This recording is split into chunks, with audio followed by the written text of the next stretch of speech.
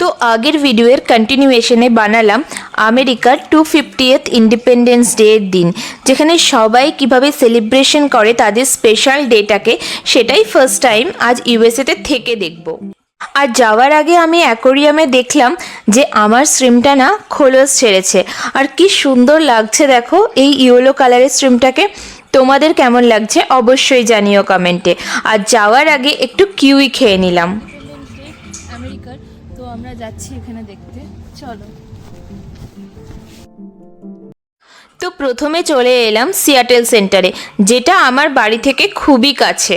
আর space নিডেলের উপরে দেখলাম American ফ্ল্যাগও লাগিয়েছে।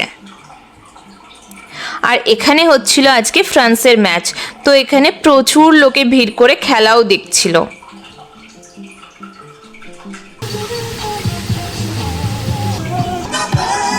আর লাইভ মিউজিকও চলছিল, যেটা তো আমার ভীষণ ভালো লেগেছিল।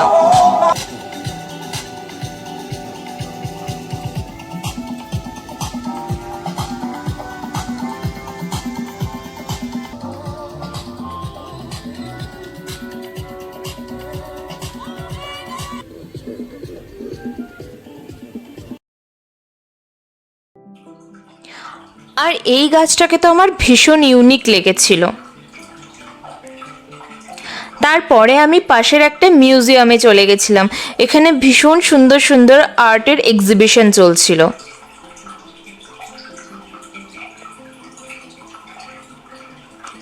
এটা মনে হয় ওয়ার্ল্ড কাপের জন্যই দেওয়া হয়েছিল। আর দেখো সব বাচ্চারা এখানে এসে স্নান করছিল ফোয়ারাতে, এটা তো ভীষণ সুন্দর লাগছিল। ঘড়িতে দেখো 7:30, কিন্তু এখনও দেখেছো কত সূর্যের তেজ। এখানে না রাত 10টার সময় সানসেট হয়, যেটা তো আমার প্রথম খুবই অবাক লেগেছিল। আর রাতে ডিনার করে আমরা চলে এসেছি সাউথ লেক ইউনিয়নে, যেখানে রাতের বেলা খুব সুন্দর ফায়ারওয়ার্কস হচ্ছিল। দেখো কত ভিড় আর কত সুন্দর ফায়ারওয়ার্কস হচ্ছিল। আর এই ভিড় দেখে তো তোমরা বুঝতেই পারছো যে এখানকার ফায়ারওয়ার্কস কতটা ফেমাস।